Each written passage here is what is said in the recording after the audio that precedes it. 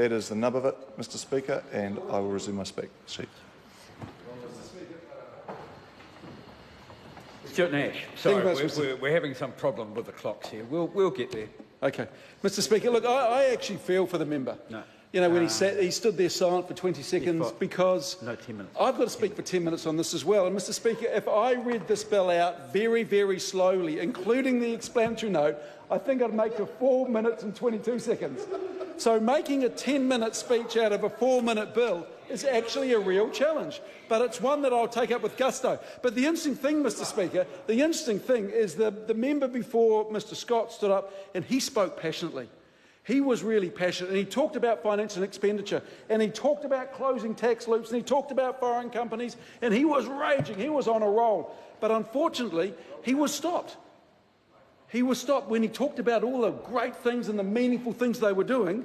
He was stopped so we could debate the crimes, brackets, increased penalty for providing explosive to commit crime amendment bill.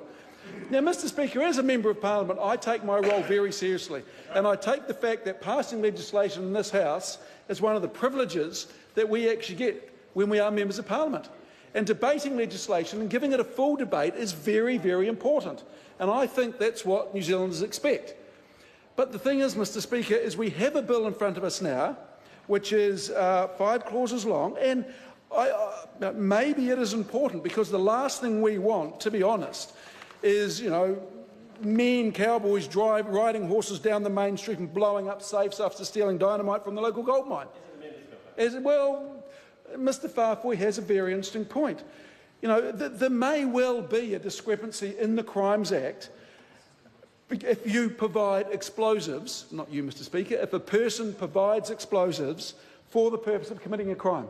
And the last thing we want as New Zealanders is for criminals to say, well, you know, I might as well just give this bloke explosives because if I give him a gun, I could go down for 5 years, but if I give him a stick of dynamite, I'm only going to go down for 2 years.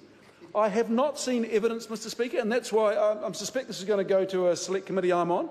I'll be very keen to hear evidence from the police if, in fact, the term of only 2 years for providing explosives for the purpose of committing a crime has either been a deterrent or been an enabler in terms of the weapons people use to commit crimes.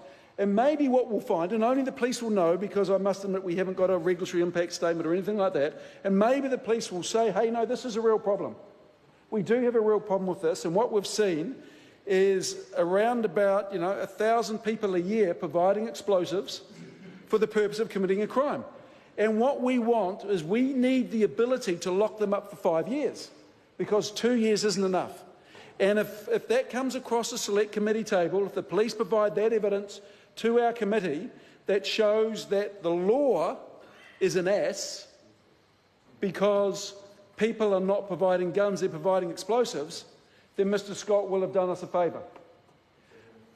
But, Mr Speaker, I suspect, and I've got nothing to go on this, and we've just done a firearms inquiry and we've heard a lot of evidence from police and a whole lot of different interest groups, but I suspect that in fact there aren't many New Zealanders over the last 10 years who have actually provided explosives to commit crimes. And I also agree with Mr Scott on one point, though, that the sentence has got to fit the crime. But what happens in this House, as we're well aware, is there are a number of amendment bills, there are Crimes Act amendment bills, there are statute amendment bills, there are a whole lot of amendment bills, statutes amendment bills and omnibus bills that actually have a look at these sorts of things. And our officials are forever going through pieces of legislation because, of course, when one piece of legislation changes, then it affects another piece of legislation, and if a new crime is introduced and the penalty is X, and then we have to get things in whack. Of that there is no doubt.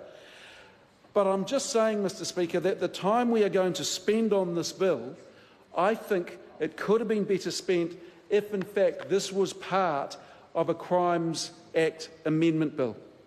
Because I suspect the next Crimes Act amendment bill, and this goes back to 1961, I don't know how many amendment bills there have been for the Crimes Act, but I suspect there's a whole lot.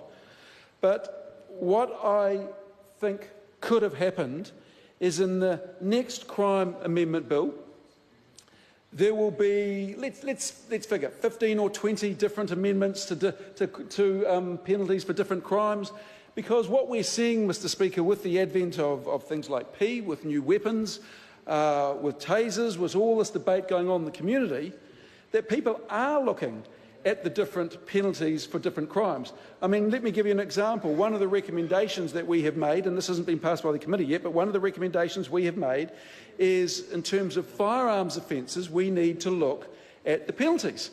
And not only do we need to look at the penalties in a New Zealand context, but we also need to look at the penalties in a global context. What are the Australians doing, for example? What happens in Canada? What happens in the UK? So different Commonwealth countries.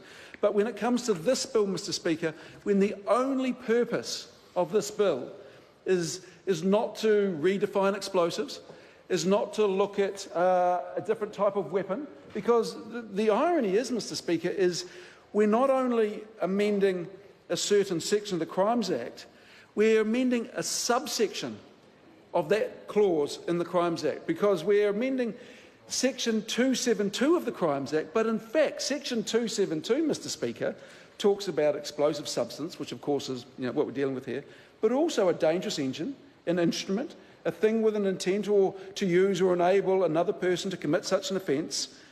There's a whole lot of different things within this specific clause.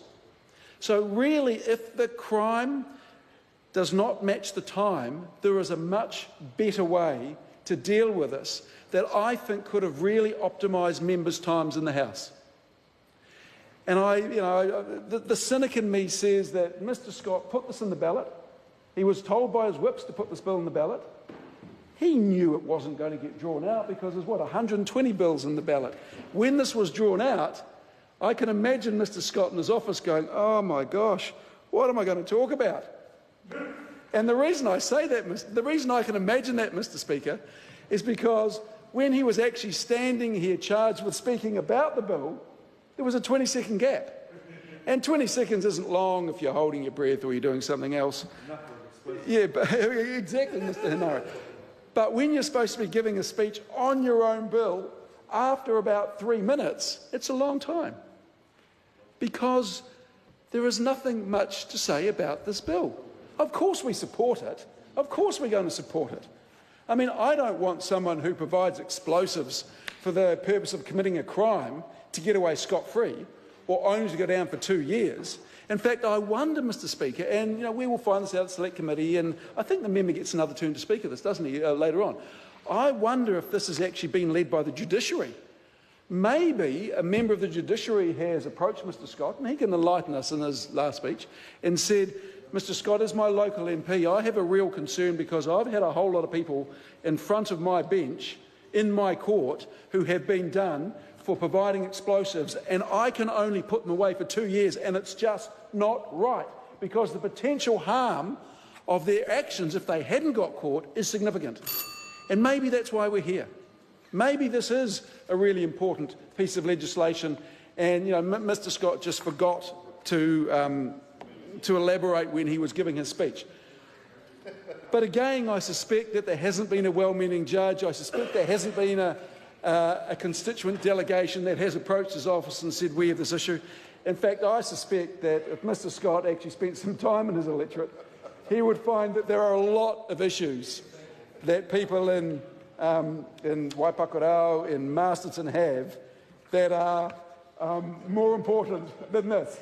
In fact, Mr Speaker, I suspect that Mr Scott won't be putting out a press release after we conclude the reading of this, stating that his private member's bill on crimes, increased penalty, providing explosives has gone through. And I suspect if he did, it probably wouldn't make the front page of the Masterton Star or the Wairarapa Times. It might, but I suspect it probably wouldn't. So, Mr Speaker, at the risk of sounding a little arrogant, and I don't mean to at all because I think that's a most ugly trait, but could I suggest to Mr Scott that perhaps in future he concentrates on things that are really important to his electorate? Like housing, like jobs, like economic development, like growth. Order. Member will resume his seat. Okay. More impute.